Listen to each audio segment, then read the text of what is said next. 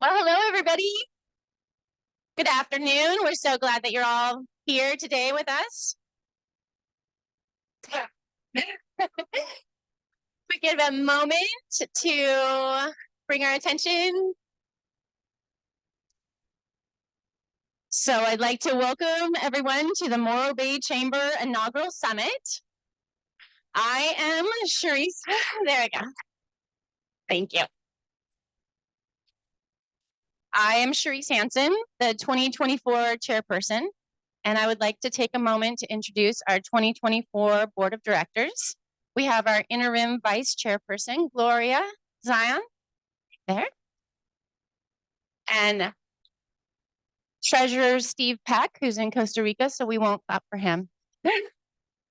And then we have secretary Ray Reardon. There we go. Thanks for coming out today, Ray. And then we have our directors, Bob Fowler, Judy Salamanca, Paul Boyclair, Dean Sullivan, I think he's, nope, Dean? I didn't see him. Okay, Anna Patel, Ryan Blevins is here. Thank you. And Jeff Eccles, there we go. And Lexi Jacobs. I just wanted to let everybody know I am so proud to be a part of such a great chamber and have such a great team. We are champions of business, and strong, successful businesses translate into a flourishing community. So we are also grateful to have our state officials represented here today. We have Andrea Milik, and she's with Assemblymember Don Addis's office, and Clint Wyrick is here from Senator John Laird's office. We will hear from Supervisor Bruce Gibson and our Morro Bay Mayor, Carla Wixom. We also have council members with us, Zara Landrum, Cindy Edwards, and Jen Ford here today. Thank you all for being here. A couple of housekeeping items. We have a great agenda for you today. We will hear a bit on the state of the chamber from our interim CEO, Jocelyn Brennen, and State of District 2 from Supervisor Gibson, and a State of the City from Mayor Wixom. And finally, the State of Tourism by Michael Womble of Morro Bay, Visit Morro Bay. There will be an opportunity to ask a couple questions to each of the speakers as time allows. This event is also being recorded and will be available after the event on the city and chamber websites. So we will wrap up around 1:30. The restrooms are through that door, ladies on the right, and then across the entry will be the men's restroom. I just want to say a little thing. I'm also a sponsor today for Harbor Walk-In. I placed some leaflets on your tables for our new business, hopefully opening its doors next week. Thank you. It's been a long 5 years bringing Harbor Walk Plaza to fruition. I hope that some of you will utilize this opportunity to experience our new hotel. If you book through this till March 31st, you can have any time between April and December 2024. So with that, we will get things started with the state of the chamber and our interim CEO, Jocelyn Brennen. Hi, everyone. It's true. I have had the privilege of transitioning the chamber through this time as they search for a new CEO. I know a lot of you are curious about that, so I just wanted to give a quick update on that. You're not stuck with me forever. We have a really good candidate pool, and we have a second round of interviews and a community panel with some city officials and local business owners and our board of directors. So stay tuned on the result of that. But we have some promising candidates, so we're very excited about that. And the chamber is in really good hands with, as Sharice explained, a very strong board of directors and an amazing staff. I want to start off by thanking our sponsors who made this event possible today. This is the inaugural summit, so we look forward to hosting this event annually, and I'll just come as an attendee at that point. Thank you to Vistra, the San Luis Obispo Coastal Association of Realtors, my people back there. Thank you for being a sponsor. Central Coast Community Energy, Even Keel Wind, the Siren, Golden State Wind, and the Harbor Walk-In. So thank you to our sponsors. And I cannot go any further without thanking the dynamic duo, also known as Jody and Lindsay. Yeah. Jody is our marketing coordinator, and she is always promoting Morro Bay businesses and keeping you informed. And Lindsay is our membership director, and she is an absolute champion for local business. So they are amazing. You're really lucky to have these two in Morro Bay. So I'm going to give a little bit of a state of the chamber, but I'm really just reporting on all the good work of the 2023 board of directors and on the shoulders of the previous CEO, Erica Crawford, who's here today. So with that, I'm going to dive into, let's see if this is going to work. If you turn it on, it works. Oh, yes, I threw that. Surprise! Congratulations to Lindsay on graduating from Western Association of Chamber Executives. I surprised myself. Okay, so here's by the numbers. The work has been impressive that this chamber has done for a small city and a small chamber. 95% of the board of directors, committee members, and leadership at the chamber, including staff, 95% of them live in Estero Bay, and 84% of them live in Morro Bay. There have been over 600 hours of volunteer work that has been committed by either chamber staff, board of directors, or committee members. And I want to give a special shout out to the Governmental Affairs Committee. This chamber has a very strong Governmental Affairs Committee. I wish Steve was here, but he's in Costa Rica, so he's not missing us at all. But the Government Affairs Committee is, they dive deep into policy and economics and commerce that affect the community, the business community in Morro Bay. And that group does a big amount of homework. And they're very well versed in a lot of the economic vitality of Morro Bay. So I would just like to recognize, if we have any Government Affairs Committee members here, can you please stand for a moment?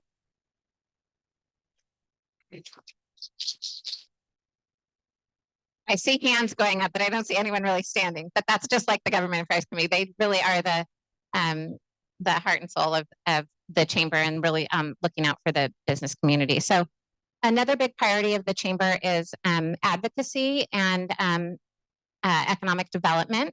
So what that means, a lot of people, there's a lot of different work that goes on as far as economic development goes. But in Morro Bay, what that means is, and I'm going to get into some of the numbers here in a minute, but we have a lot of small businesses in Morro Bay. So there's a lot of advocacy that goes on, things that affect small business, whether it's state legislation or local policies, or we're going to hear from Michael later on tourism.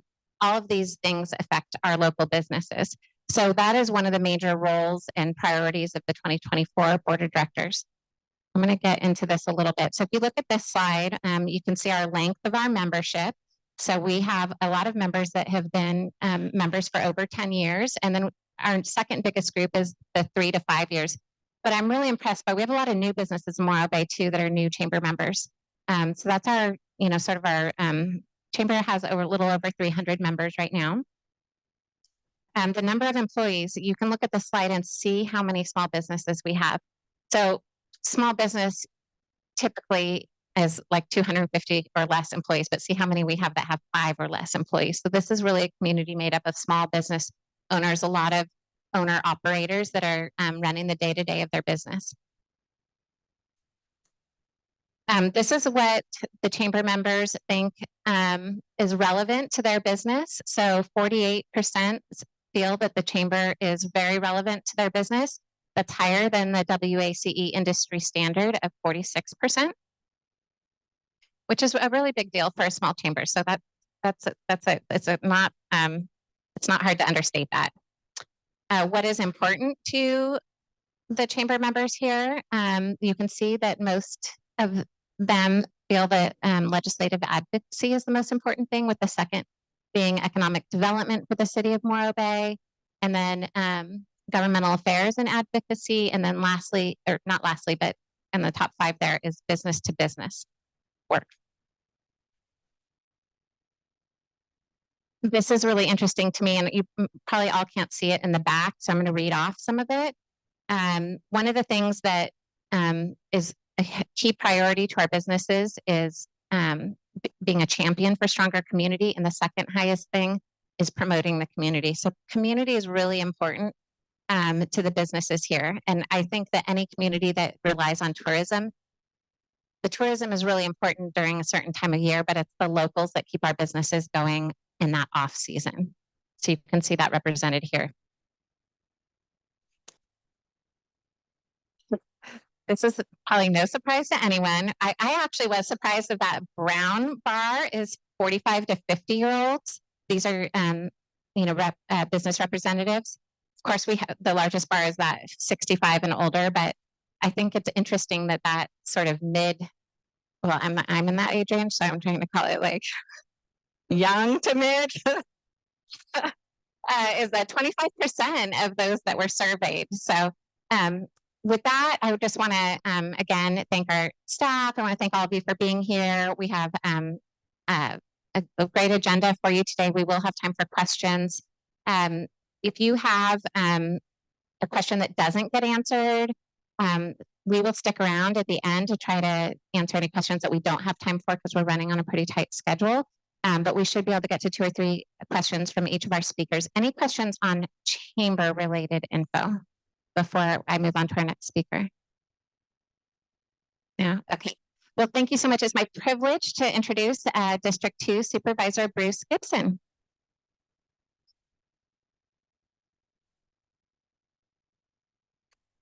Thank you so much, Jocelyn. You know, you got to know you're in a special place when being 50 years old is young. All right. I love that. That just makes me incredibly happy. I'm also happy to be able to stand before you today to offer you a few comments on the state of District 2. As we ponder the primary question in considering the state of District 2, it is, where in the heck is District 2 exactly? Now, by your scattered laughter at this, I know you have been along with me on the adventure that has been the drawing of district lines in the map. And I'm not going to dwell too long on that, because what I'd actually like to do is keep my comments relatively short and get to your questions, because in these situations, I always find that interacting with you and finding out what's on your mind is the most interesting. But I can tell you this, that the drawing of the lines for the 2022 election was a watershed moment in San Luis Obispo County. And what came out of this are 2 important lessons. One of them is that the power of an engaged citizenry is astounding. If you look at the formation of the SLO County Citizens for Good Governance and their activity of bringing the voice of so many people who hadn't been that active in our civic conversation before to the fore, it made a huge difference. And the second thing is that norms matter. Our democracy is based on a lot of rules, yes.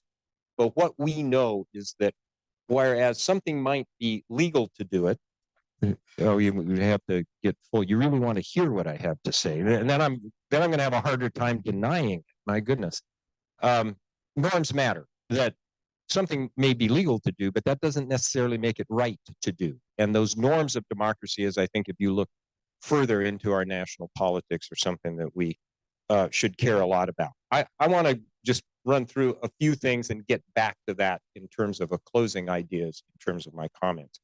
And as we look around District 2, there is a whole lot going on. Let me first say it is a great pleasure to be standing in the heart of District 2 as regards to Estero Bay. And let me just give you a little tour up the coast. You know, you look to our left down in Los Osos. Los Osos is on the verge of getting its community plan through the Coastal Commission, of having a water supply that can sustain some new growth, and for the first time in 40 years or more, be on the verge of actually creating some new housing and new businesses and new life in Los Osos. Los Osos is also in conversation with Morro Bay about a water supply. Some of you may have heard about this. It's a big deal in Los Osos to make resilient water supply of Los Osos. And that's another theme that I'll touch on, is that the issues before us today require cooperation at a bunch of different levels, from one agency to another, between agencies and constituents, and so forth and so on. Also in Los Osos, there's a conversation about the purchase of the old elementary school, Sunnyside Elementary School, San Luis Coastal School District, as a potential for a lot of community benefits there, parks being among the ones that are high on people's minds. So we'll see where that goes. That's yet a bit in the future. As we come up to Morro Bay, of course, offshore wind is an issue. I'm going to save any commentary on that for your questions, if that's indeed what's on your mind. But I want to talk about a couple of things in terms of land and recreation, since I'm in a tourist serving community. The second phase of the acquisition of the Chevron property is getting very close to reality. That's going to put about 700 acres behind Del Mar Park into county ownership and create hiking trails and vistas from the top of hills that you have to experience to believe. And also, we have the funding and are working through the permitting on the long sought Morro Bay to Cayucas connector. And in this room, it's the Morro Bay to Cayucas connector, not the other way around. You can go both ways on it. But we're hopeful that that permit will be in hand toward the end of the year, and we might actually be in construction. That's going to be a fabulous recreational opportunity. In Cayucas itself, we're well along on reviving the Cayucas Vets Hall. That is going to be a premier event space on the coast, a little bit behind schedule, but we're going to get there. But then, of course, we have the recent storm took out pilings at the end of Cayucas Pier, and so we're going to have to deal with that. And it reminds me of, I heard Jerry Brown address our state association in sort of a farewell address. He says, the longer I'm in public service, the more problems I see. And I've come to understand that we can't solve those problems. All we can do is manage our shared life together as best we can. And that attitude that, there's always going to be something. And we're seeing that with the end of the Cayucas Pier taken out. We can move on up the coast. Cambria's got 32 units of affordable housing on the horizon. It's dealing with its water, wastewater, recreation issues, San Simeon with its wastewater plant. Countywide, our board has made homelessness a priority, along with behavioral health and housing, the two things that really bolster that. In San Luis Obispo, there is conversation. You may be familiar with the Duval property. The Duvals may be in the process of transferring that to the ownership of a nonprofit that could really do the kind of treatment that's long been desired there.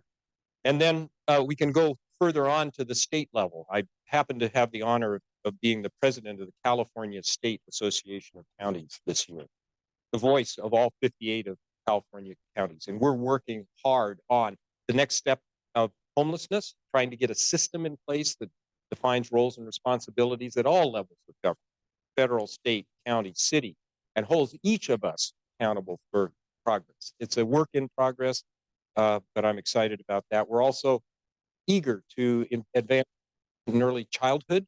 I see the crew from the San Luis Chamber here. Family-friendly workplace is a big deal with them. It's a big deal with me.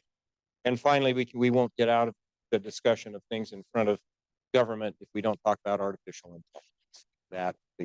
I come with equal parts excitement and dread, and we're going to see a very interesting year in the legislature on that.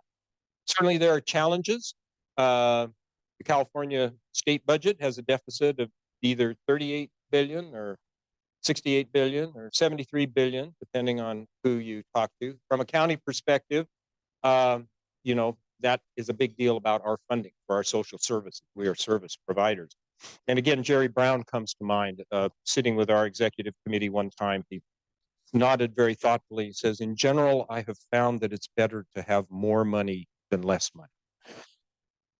And all of us around the table thought this is a very deep Zen Jesuit kind of thing, and we nodded along with him. He's right. But even as important as that is a system, and that touches back to homelessness, a system that's going to work for local jurisdictions to provide the services that we're in business to do. So we're working hard on that. System change. You have Proposition 1 on the ballot. That's going to be a major shift of funding in mental health and behavioral health services. A lot of benefit, a lot of challenge. We're going to have to figure out $7 million worth of county programs, what's going to stay, what's going to go. And we have, at the same time, access to housing, bond money that's really going to supercharge our ability to put people under roof. When I talk about challenges, I can't help but mention the state of our politics. The polarization that we see today, which has unfortunately come down in many places to the local level, is a real impediment. But I want to leave you with a sense of optimism there. Optimism comes from seeing things get done at the local level. When we have an extraordinarily engaged citizenry here, and we have people who really want the best for their communities. Now, how that gets expressed from one day to another could be challenging. And those of my fellow elected officials here, I know you've heard a wide range of commentary on a wide range of subjects. But what I am certain of is that in this county, at the scale where I can come to a room of 100 people and you can interact with me directly, we have a chance to build back the American political system from the ground up. I see it happening in bright spots all over this county. We have an extraordinarily energetic group in Oceano who wants to take that disadvantaged community and make it have safe routes to school, sidewalks, business opportunities. And yeah, the conversation gets noisy sometimes, but indeed they have a vision for their community. I see it in my hometown of Cayucas, where that community has raised over $1.3 million to support the restoration of the Cayucas Pier and the Cayucas Vets. And that extraordinary commitment speaks to that people care about communities. And as an elected official, that makes my job exciting on the one hand. It also makes it incredibly rewarding as we can see things get done. We're going to have difficult conversations on a range of issues, from how we deal with homelessness, because that's a very emotional issue with a lot of folks, and there's a lot of different stories out there and a lot of different things that we have to do. But I'm convinced that we can do it, because I'm convinced that there is a coherency of vision for this county, that we should be leaders in everything to do with civic government. We should be leaders in addressing homelessness. We should be leaders in addressing our water supply. We should be leaders in economic development. And we have great people working in a variety of places there. I'll tell you, I also see that at the state level. Again, let me just end on how excited I am to be working with the California State Association of Counties, or CSAC, as we call it. It brings together supervisors from all 58 of our counties. And the supervisors that I deal with, I can tell you, have the full spectrum of political views. I've had productive conversations with a Shasta County supervisor. I've had productive conversations with a San Francisco County supervisor, a Santa Clara County supervisor, a Modoc County supervisor. I'll give you $1 if you know where Modoc County is. There he is, a guy with a cowboy hat. Of course he'd know where Modoc County is, the far northeastern part of the state. But we come together to advocate on behalf of all 58 counties. And as I was in DC just a week or so ago, it was amazing with my fellow officers to come to congressional offices or agency offices and say, these policy issues, this support for broadband, this support for housing and homelessness services, support for disaster recovery, is endorsed by 58 counties that are as diverse as this country is. Think of the glorious diversity of the state of California, represented in a county like Los Angeles with 10 million people, and a county like Alpine with 1,200 people. Counties that would, some people would prefer, might split off and go join the state of Jefferson. Counties down in the South, Imperial County, that's going to be mining lithium and make a huge contribution to our national security and their economy. It is an exciting time to be in public office. And so with that, I wanted to just convey my excitement of the opportunities ahead of us. Yes, we've got a lot of work to do. It's a pleasure to know that I represent you all, whether you actually live within the bounds of the 2nd District or not. Together, we're going to do great things. And with that, I'd be more than happy to answer your questions if we have time remaining.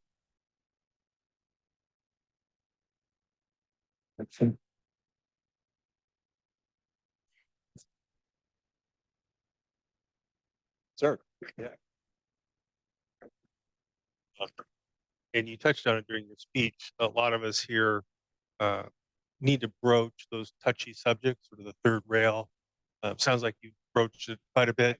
You live on that, and for us, either as volunteers or elected officials, or they're as part of their job, any advice, not on a particular topic, but how to broach it for people that have passion for that particular topic.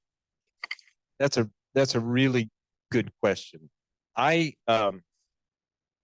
What I love about public service in this county is the chance to deal with county residents face to face, not mediated by social media, not mediated by television ads, not mediated by artificial intelligence that I know, although the chip does act up once in a while. But it is truly and seriously in that human experience, if we can establish trust, and it's possible. We got to get past a certain amount of anger, a certain amount of agitation sometimes. But in being able to look somebody in the eye and have a conversation where I'm accountable for what I say and my conversation partner is accountable for what they say, that is the baseline. And I'll just give you how to do it. I don't know. I always, entering a room, I'm going to try to find something to say that touches on the commonality of us here, that we're in District 2 or however it is. And I find that when you lead with things that are common, even if they're pretty average, not great insights or anything like that, it establishes a connection between people. Because I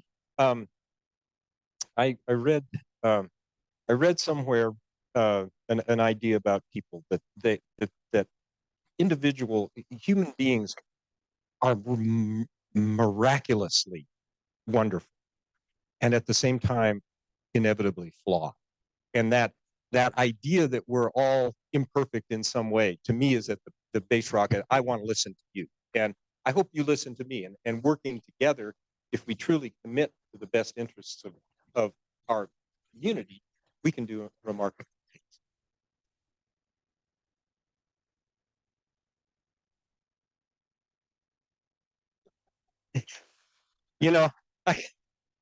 I was telling somebody, I love coming to question and answer because bring it. Third rail issues. Well, in California, Prop 13 is a third rail issue. CEQA, California Environmental Quality Act, is a third rail issue. Homelessness can be a third rail issue, but I passed it on homelessness. We're, again, at CSAC, we've been working really hard on establishing a structure. There is no structure for dealing with homelessness. We have a great structure for dealing with child welfare, with healthcare, with a bunch of different things, but there is no system for dealing with homelessness. And as such, we don't have accountability. And so while homelessness was a third rail, we're really working with the state to say, look, your main role is funding, roles and responsibilities, folks. Your main role is funding and giving us a system we can work with. The county's main role is to provide services. That's what we're in business to do. Behavioral health services, substance abuse therapies, and mental health. And the city's role, where they are come into play, is to provide structure. I got over a cold several days ago, but my voice didn't get the message. The cities have land use authority. And so we, the county, are going to be working on a regional plan with all 7 of our cities to identify where things get built, and how things get served. And we both have our roles in that. And so that's a way of getting off the third rail, which I think is really exciting. Thank you so much.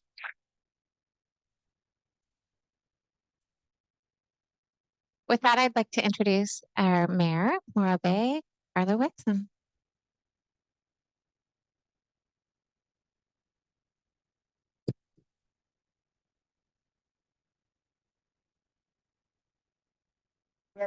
Thank you, everyone. I tried to start with the joke since I knew I was going to follow Bruce. That would already be a hard act. I have my notes. He doesn't need them. And then I went to AI since he brought that up, and ChatG gave me some horrible jokes. That didn't work. And those of you who know me, and I share openly, I'm not a good speech maker. So then I thought, well, I was looking at Jocelyn's graphics up here and thought how hard I'd worked to work my way up that chart of graphics and that age demographics to get to that top rail. It was quite a feat, trust me. Supervisor Gibson shared what we have in common, and the one thing that I've tried to share throughout, not just the year that I've been serving, but in general, is that the commonality we have in Morro Bay is that we choose to live here. Nobody makes you live in Morro Bay. And if we focus, we find that that one commonality brings us together more than it divides us. I try and always, in my thought, lead with that. Sometimes easier said than done, but if we keep it in mind, we'll be more successful. A picture's worth 1,000 words, so I brought a slideshow, and hopefully they're going to run that while I'm talking, so you can enjoy the pictures that the staff put together. I unfortunately missed a few departments, and they are all equally as valuable to the running of this city. So you'll notice a few more in there, but you know, the time that our staff puts in, and many of them are here today, and their teams are what keeps us running here, really important. So with that, I will step into the written speech part. So as you know, for the last year, we've had quite an event. We started out last year getting ready for our inaugural pleasantries, and before we could even get to know each other, we were declaring a state of emergency at our. Didn't give us much time to get to know each other, as we all had to jump in and kind of go to work mode and move forward. And in the middle of all that, we had our city manager let us know that he was going to be leaving to go to Haslo in San Luis. So a lot happening within that first few weeks of taking office. Fast forward to today, and my colleagues and I on the council together over a year. And I will say that 3 of them are here today, and I've relied heavily on them. You know, in reflection, I think we're in a lot better place right now, even though we have had some more floods. Thank you, than we were last year. That being said, some of the things I want to highlight are just no graphs, but that I'll share with you. This last year, excuse me, we established 4 strategic areas of focus: infrastructure, housing, economic vitality, and community outreach. We framed 27 short-term actions for a 2-year period, and I'm pleased to say that we are moving forward and have made great progress on many of those items. We passed a $51 million budget, which we're required to do. So, but we did meet our fund reserve goals. And so that's really encouraging for us, as so many of us worry about our economic positions nowadays with the inflation and the cost of everything. We've organized the water reclamation facility project and continue to evaluate that and how we can best keep the costs down. We went through a city manager recruitment, which was quite a goal, quite a feat. It took a lot of time, and we are very fortunate to have our city manager, Yvonne Kimball, with us, leading us at the helm now. We feel very confident about where we're going under her leadership. We've hosted many joint meetings with our dedicated advisory committees and formed several working groups. My colleagues have also held informal town hall meetings and listening sessions to let the community know that we care and that we are engaged and want their input. For me, I've been fortunate to have a coffee shop, so a lot of you just stop by and we have a cup of coffee and chat, and very fortunate. I love it. It's works for me. We resurfaced pickleball courts. We opened bocce ball courts. We repaved South Bay Boulevard. We're slated to rehabilitate streets in the north end of Morro Bay and downtown, hopefully by the end of June. And we'll continue our rehabilitation of those streets. They're out working right now, just from storm damage, doing repairs. We focused on community relationships. The chamber and the city held listening sessions in various business districts. We help the local radio station relocate their antenna so that the broadcast continues without interruption. And we work to continue improving the safety in neighborhoods that have experienced chronic safety issues. We stay informed on federal and state programs that center around our waterfront, harbor dredging, offshore wind, Chumash Marine Sanctuary, fishing, and the National Estuary Program. As you know, the proposed offshore wind has drawn much attention. My colleagues and I felt compelled to keep the community informed on these issues. To do that, we, along with the city staff, continue to put in countless hours of research and learning. It's a bit ironic sometimes that Washington and Sacramento want to dictate our path, but yet give us very little resources and neglect to include us in the conversation. On the other hand, we pick up the responsibility of informing our communities. We've been doing so without that financial support from the government who's trying to make these decisions. We continue to push hard for funding from the state and federal governments, and we are committed to keeping this community informed to the best of our abilities. Tackling the homeless issue, as Mr. Gibson shared, we are making headway on that front at a county and state level. We continue to outreach with our local county partners. And as you know, many of you have told us that you had concerns about the Quintana area, and we heard you. We gave direction to our city staff, and along with our police chief, fire chief, public works, and their teams, they've done an amazing job to begin the cleanup and transition as we've passed camping ordinances that will direct those needs. These efforts are ongoing, and the partnerships with private property owners and businesses have been encouraging. I'd encourage you all to attend the community forum. I'm going to put a plug in. I see the police chief back there. Monday, February 26th, 3 o'clock at the community center, in which we will continue talking about our unhoused issues in Morro Bay. On the front of housing, the city simplified the ADU permits and continues to work on facilitating an easier process. We adopted a set of zoning codes in response to the state requirements and are working to ensure that there are needed guardrails and measures to balance that with the neighborhood needs. We've also partnered with Haslow, who is just now opening their project on 41, which we've been waiting very patiently, and I've seen a lot of vehicles pulling in there. We negotiated dozens of Embarcadero master leases and continue to look at better ways and more equitable ways of doing business to protect all the interests of our waterfront. We will continue to lobby for our harbor dredging, which we were in Washington also. I think a lot of us from San Luis County were there. We successfully hosted many events, including Ironman and World Surf competitions, which Visit Morro Bay will be talking about. These events increase Morro Bay's vitality and continue to put us at the forefront of a tourism area. Taking office, I pledged that our council would put everything we do through the lens of the community trust. And in the spirit of transparency, we've devoted extensive time to council meetings engaging the public. We've held over 20 regular meetings and spent over 100 hours together. I am extremely grateful to my fellow councilwomen whose love for this community has been unwavering. Through trials and triumphs, we've navigated a productive year, and I eagerly anticipate new milestones for the year ahead. We will work on the waterfront master plan, additional rehabilitation projects that are in the pipeline, and continue to improve our broadcasting quality of our meetings. We also have other work to do, such as decommissioning the old wastewater treatment plant.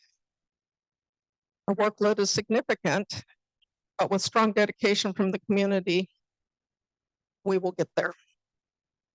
Together, let us continue to build a thriving and vibrant place we can proudly call home. And with that, I will be open to any questions.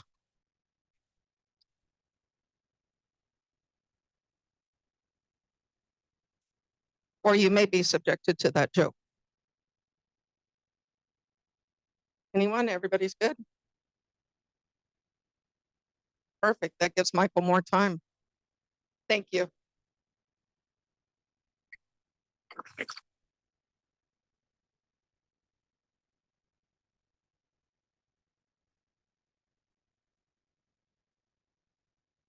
Yeah, you saved all the questions for Supervisor Gibson. Okay, well, thank you, Mayor Wixom. We appreciate you. And I'd like to introduce Michael Wombat with Visit Morro Bay. Thank you all. Thank you all. I'm not sure how I got to close this event. We've had great speakers to start with, and I'm just tourism here, helping this thing go along. We'll wait for 1 second to kind of share the story of what Visit Morro Bay is and what we've been up to the last couple of years and where we're headed and what the kind of the state of tourism looks like for us.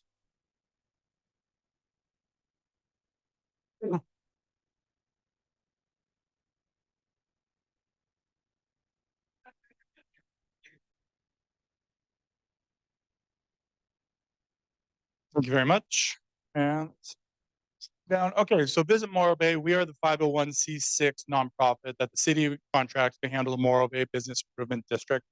We have a 3% assessment from our lodging industry that accounts for about $1 million a year. That gives us the ability to sell and promote and make Morro Bay a place that people want to come and visit, and we get to share an amazing story. We have a 5-year district. We're currently right in the middle of that 5-year district, so we have about 2.5 more years on that. Wouldn't be here without the amazing work of our board of directors. We have a couple of them in the audience, Steve Allen over there, and then Yvonne Kimball as well here. Without their direction and their insights, a lot of this is not possible for us to do. What else have we been up to the last couple of years? So we launched a new brand, which is probably the most important thing for a destination, and something that shares the story of the destination is as we're doing marketing and digital marketing and they're seeing messaging from us, it's something that needs to resonate with them. And then we've worked on a strategic plan for a 3-year strategic plan that really shining light and direction there we want to head as an organization over those 3 years. And then really worked hard to bring back events after COVID. And so with the Morro Bay branding, you've probably seen it on the billboard coming through. We don't do a whole lot of marketing, so come get salty as our brand. And our brand promise is salt is the signal that you've arrived at the coast. You smell it in the sea air, you feel it in the sea breeze, you taste it in the freshest oysters around. It's also the signature of a true coastal outpost. Salt has worked its way into the soul of Morro Bay. It's embedded in the culture, community, and powerful allure that draws visitors, and it's key ingredient to the full flavor of the authentic fishing village. This is really the core of our messaging and what we try to convey on who and what we are as a destination. And then the Come Get Salty, how are we delivering that? We've updated our website. We've done brand and copy. We've purchased an Instagrammable asset, which I'll show you in a second. We've updated our Highway 1 billboard branding toolkit for our partners. We want this brand to be utilized all over the place. If you're not familiar with the Warriors, but Klay Thompson is one of their players, was wearing one of our shirts during a podcast a couple months ago. And so the brand is getting out there and we did not have to pay for that. Our branding asset that I spoke of, we bought a 1969 Westphalia. And so will be branded. We'll be moving this around town. You'll see this at events. We'll be able to take tours, bring people around when we have different people, different audiences coming into town and PR, and that we'll be able to take them around town and cruise around, kind of like what Morro Bay was and still is from the 60s to today. It's really harkening back to what California is and was. Our strategic plan, I won't bore you too much with this, but really what this is, it gives us a vision and mission and who and what we are. And this was a 10-month process. We interviewed the tourism industry at large on this and distilled down really our vision. And the vision a lot of times for a destination is, hey, we want to aspire to be this. But really what came out of it is we have what we have and who we are and we love it. And so where travelers escape a hectic world, immerse themselves in the wonder, abundance, and nostalgia of Morro Bay. Then our mission for us is to elevate Morro Bay as a timeless coastal destination through world-class marketing, promotion, innovative strategies, strengthen our local economy, and commitment to preservation and authenticity. And then our values that we hold ourselves for when we walk in the office every day is collaboration, accountability, stewardship, and drive. And Morro Bay events. This was a big undertaking coming out of COVID, so exciting. I won't go too deep into these, but this is the list of events that we are proud to be sponsors of and really showcase who and what we are. So the Winter Bird Festival, I want to give big kudos to them. They're in the room here. They had 900 participants here this year in January. Last year, they had a ton of rain and still ran the event. These events are amazing and really drive things for us in our off season. And then, of course, we have our kite festival, our yard sale, and then a big undertaking this last year with amazing work from all city departments on this was the Ironman 70.3, having a world-class event like this. We learned a lot of lessons. We brought a lot of people here, and we're going to make this better year in, year out, and really able to showcase Morro Bay as an outdoor recreation hub for that. And then the Avocado Margarita Festival has been amazing, and we don't want this to go anywhere, so we're working on this to come back in the years in the future, and we'll have more on that in the future. And then the Morro Bay Maritime Family Fun Event. This has been an amazing thing that the Maritime Museum has brought on, and we're looking to expand this into a 3-day festival that really celebrates Morro Bay's maritime. Really looking forward to bringing that to everybody in the October period. And then marketing, sales, and overview. So how do we accomplish all this? Well, primarily out of our budget, we spend about 600 to 700,000 on all of this. Digital, social media, public relations, and familiarization, and then email campaigns are the tactics we use for all of this. Our target geographics right now is no great surprise. We have LA, we have Southern California, San Joaquin Valley, and Northern California. We do dabble a little bit in our fly markets since we have such amazing air service into San Luis Obispo now with amazing work with the airport. So we have done media missions into Dallas, Denver, and into Seattle as well, trying to capture those that are coming here and staying longer. We want people to come and stay, fly in, enjoy us for 3 or 4 days, and those that are flying. Then our sales efforts, we really utilize our sales efforts for our off-peak period, so not during the summertime period, and hopefully during our midweek period, so building demand for that. And so group travel, international, we focus on Cuesta College and Cal Poly. We have those built in just down the road from us, and then meetings and conferences. Trends and data, I hope you guys all have your coffee, because this is where the pieces come in, thank you. Yeah, I was trying. So we've utilized Visit California, which is the state tourism board, for their research. And so their forecast a couple of years ago came out, and this is going to get a little technical, and I'll try to, a little technical, but it'll make sense at the end, I hope. So occupancy percentage, this is the percentage that they're expecting on the Central Coast from Ventura up to Santa Cruz to be on average for the next couple of years. And so we see a big increase here in 2021, that's COVID travel, then a decrease in 2022, and then another slight decrease in 2023, and then kind of a relatively soft recovery during the next couple of years from there. On the average daily rate, so this is the average rate that each hotel charges. What they're seeing this, typically what you see is when occupancy is going up, you see rate growth. So they correlate together. So with occupancy not going up, rate is not growing. So they're expecting to see not really a significant growth in rate. I do believe we, as a destination, this is our opportunity of growth for us in an economic sense as well, is in the average daily rate. And we'll show you some of our data of that in a second. And then that equals into revenue per available room. And so those two equal into really the revenue per 5% increase and a 4% and a 4%. Of course, this is a large area that we're trying to forecast, and we are one unique piece of that off of Highway 1 and not directly off of Highway 1. So some interesting demand numbers came out last year during 2023, and the type of inventory that was seeing the most demand. We were seeing luxury, upscale, upper upscale, and up middle scale tend to see more demand to those type of properties.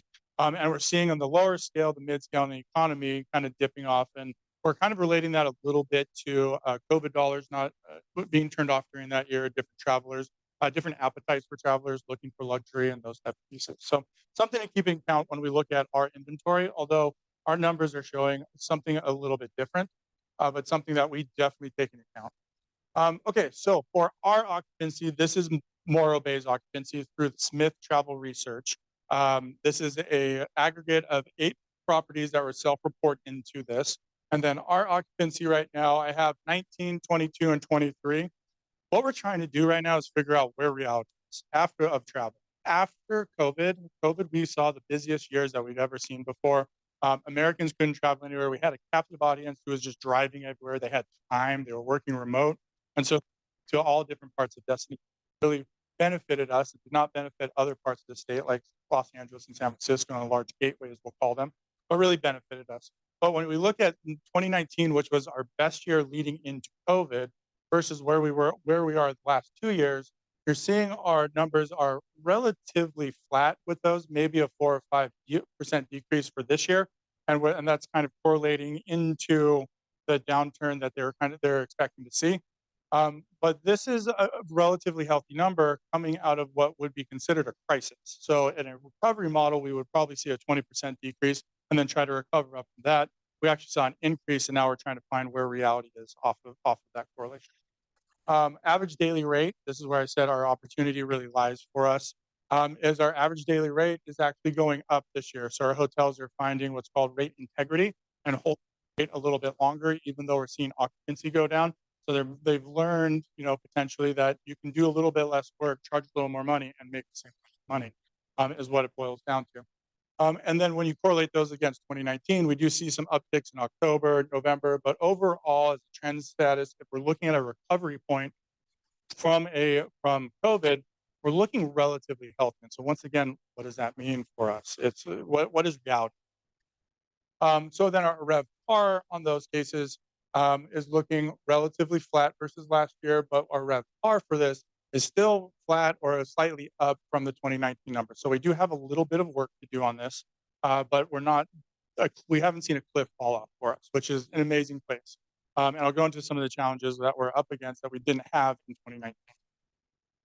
So city TOT, for an economic side, this is what it all boils down to, right? This is the funds that the city gets from tourism, really lodging, we'll say, in this. And this number includes our vacation rentals, hotels, and RV parks as a whole. This is everybody that collects TOT. So when we're looking at some of these numbers, 2019, July, we're at under 500,000, and the last 2 years, we're over 600,000. So we've had a $100,000 increase over when our peak was to where we currently are. And we're seeing that same trend through the year. So on the TOT side of things, the revenue is coming into the city, and we're not seeing that go down. So we're in a relatively healthy place. We're not seeing this dip below where it was pre-COVID, which is a good place. A lot of this increase, I will say, I think is a number of our different properties not reporting to STAR has found that rate, and they're holding rate a little bit longer, so they're making more money, what's equaling. A lot of this is also due to vacation rental. So during COVID, vacation rental was a big thing that everybody wanted to travel to, and they were able to work remote, bring their kids there and do that. So we were seeing large increases in vacation rental and the TOT numbers through this time frame for these last couple of years. And just for transparency's sake, just to see the chart from 19, 20, 22, 23, 24. So including all of COVID, this is the TOT stats for us. So the last 3 years for us are the largest TOT numbers that we've received in the first half of our fiscal year during this time frame. So once again, we're trying to figure out understanding what this is, but the core of it, the same amount of revenue is coming into us and coming into the city for the first half of the year. And we're looking good when we're comparing ourselves to 2019 overall as an economic side. So current challenges. So in 2019 and before that, outside of a few years before that, Highway 1's been closed for about 12 months right now, which is a main artery for us, for people that want to travel through our area. Highway 41 was just announced will be closed for a couple months, leading in through spring. So that connector from Fresno to us will be closed. There is a detour. It's not like Highway 1, but the messaging, we need to get in front of that and say, hey, we're here, we're open. Highway 41, you can still get to us. And so these are some challenges that we will be attacking in the next couple of weeks as this has opened up. International travel, we were probably a 20 to 30% international travel destination pre-COVID. Huge numbers coming into California international. We're probably at a 1% right now. So we're missing a huge part of our revenue growth in that segment of business.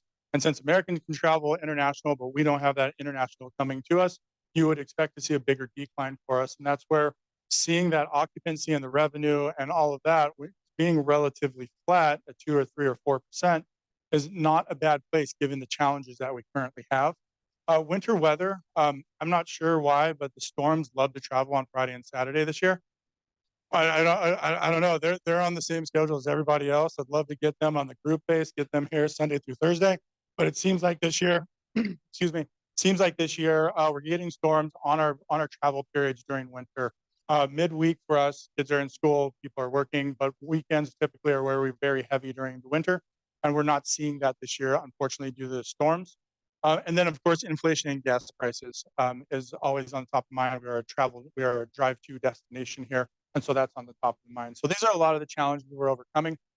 With these challenges, our board of directors in the last 12 months has activated an extra $500,000 in our reserve funds for extra marketing on top of this through Booking.com, Expedia, and different channels. And so we've basically doubled our marketing budget for the last 12 months to overcome these current challenges that we're seeing. And then the opportunities for us. So properties are renovating. So we're seeing an increase of hotel owners putting money back into their properties. A number of them are coming maybe from that economic scale into a mid-scale, into a boutique hotel, which we're going to see a different rate dynamic from them as well.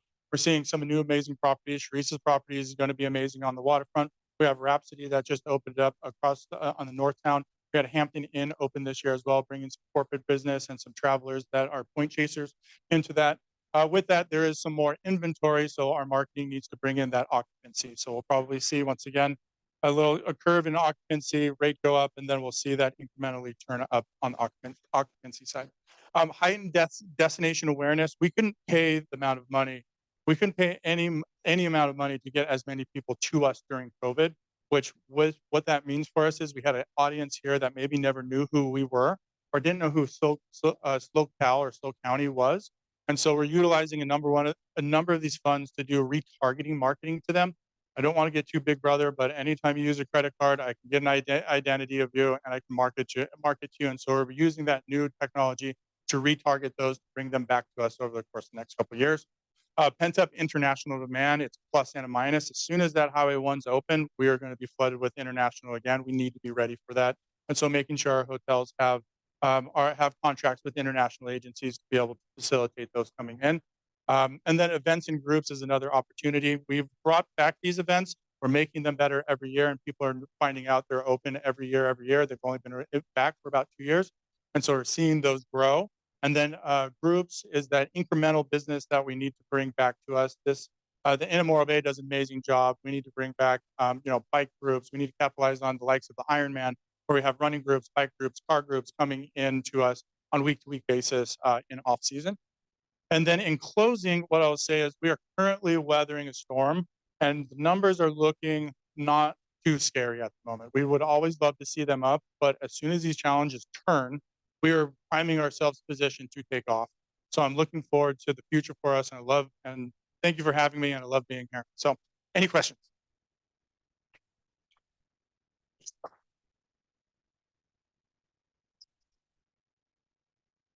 Commitment by the city.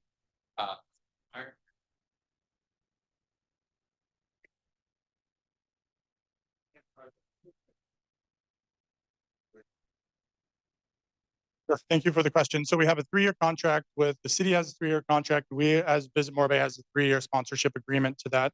And so last year was our first year, so we have 2 more. We're working closely with Ironman this year on some logistical changes. The race course was like a 3-lap through downtown, where we'll be working hopefully to get that race through the state park as well. We have moved the race from Saturday to Sunday to lessen the impact to our retail sector on that Saturday period. And so it'll be on Sunday. And then we're doing an Iron Kids race, which is a smaller race with kids, so that the race participants and families from around the county can come and their kids can participate in that on Saturday. And then that won't be closing down streets. It won't be a huge impact to the downtown sector on that. So we're looking to move that around, and we've got to learn our lessons every year. And then coming out of this year, then maybe we got it perfect, but that usually doesn't happen. So, but we keep working towards it. So, and as numbers go with Ironman, we brought 2,000 participants in there. They sold out for that from around America. I think they said there were 6 countries, 126 cities around and like 37 states or something visited us. I flew out the next day after that event to go to a trade show, and there were people buzzing about Morro Bay flying out on that. So we're capturing a crowd that's never seen or enjoyed Morro Bay before, and then they're going back and flying. And so it's an event that's great. It is somewhat high impact, but it's also a celebration of the outdoors. Thank you.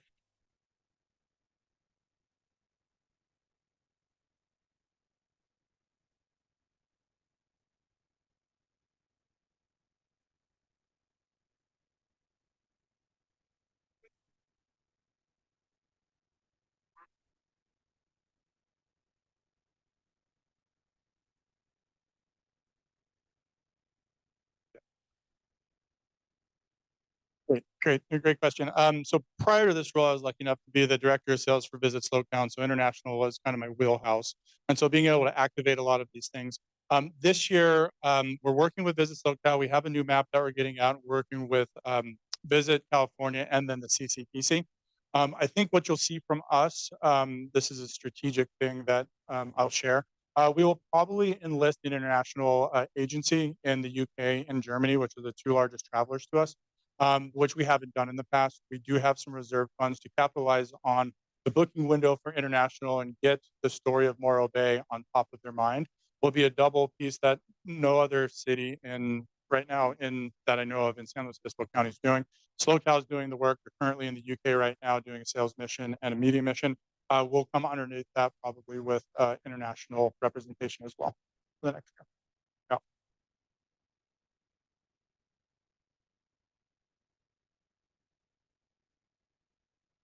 It does. It does. It kind of depends. And so international took a huge hit during COVID. So when you think of travel agencies, that whole industry turned off. And so what we're going through right now actually is kind of a double leg on this is the travel agents had to go find new jobs. They're bringing in new travel agents. And we worked so hard for 7-8 years to train these travel agents. That training needs to happen again. And so Visit California is on top of that. SlowCal is on top of that, but we'll be able to do that. But international is Visit California's top priority. It moved during COVID into meeting and conference because there was no international, but they spend majority of their dollars on international. They have agencies all around. So it's quite phenomenal. Deficit or yeah, so tourism is, I don't know the specifics, but tourism, it was a huge hit to it, especially in the gateway cities. When you think of San Francisco and Los Angeles, their conventions and those pieces, that would be a huge hit to tax revenue for the state of California.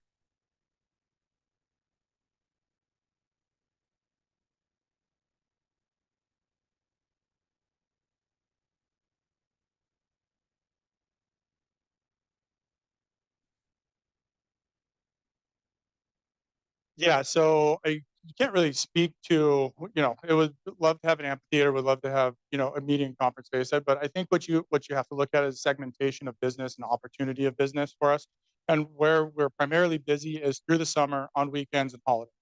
If we can have drivers in those off season and midweek, so a conference center, not saying we should or shouldn't have it. I think there's been studies on that.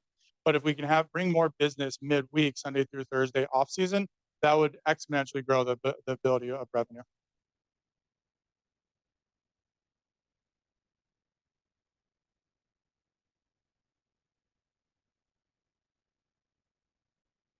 Yeah. Absolutely. So with the Chamber of Commerce, working with the Chamber of Commerce has been huge for us on the collaboration side. The nonprofit, so Rotary, we work closely with Rotary, with Morro Bay and Bloom, working with them on some beautification projects. That's a collaboration, and then the Maritime Museum on the collaboration as well. And so we're looking at, I believe rising tide raises all boats. We're a small town, and so we look to collaborate with our nonprofits and those in the town to make this a place we want to live, people want to visit, and hopefully people want to.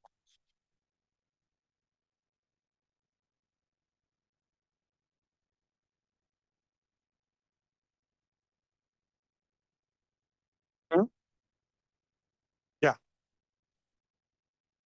Yeah. Absolutely. So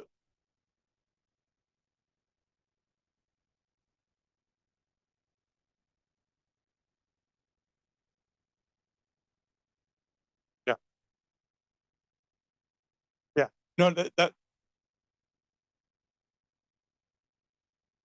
absolutely. I work with Tyler quite a bit, your AD. Yeah, yeah.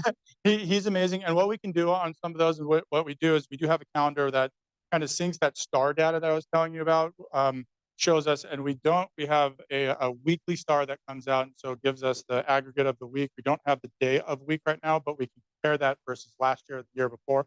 And your events are amazing, perfect for, especially this time of year, if they're here wrestling inside. So it gives us that base business that we need and keeps us viable during winter. Thank you very much. I appreciate it. Thank you, Michael. Such good information. I do want to let you know that we have two expo tables where the lunch was. So if you want to go visit them, Morro Bay and Bloom has I Love Morro Bay Day coming up. So go get some info on that. Couple announcements of upcoming events, and then we'll let you loose. We have our March Mixer on March 13th, and it is co-hosted by Savory Palette and Real World Globe. So hopefully we'll see you there. And then we have our Breakfast on the Bay, March 20th, and that's at the community center. We do offer a virtual option for that now. So if you can't make it to the community center that morning, you can join us on Zoom. And we are celebrating Women's History Month and some of our women entrepreneurs, and also how to have a family-friendly workplace. And then we are recruiting participants and sponsors for Shop, Sip, and Stroll. We'll be doing 4 of those this year. Four. I almost said 8. So scared them. 4. So anyway, thank you all for being here. Our speakers can stay after and answer any questions you have. For our speakers, if you don't mind coming up to the front for a photo real quick with our state representatives and also our chamber board members. Thank you, everyone.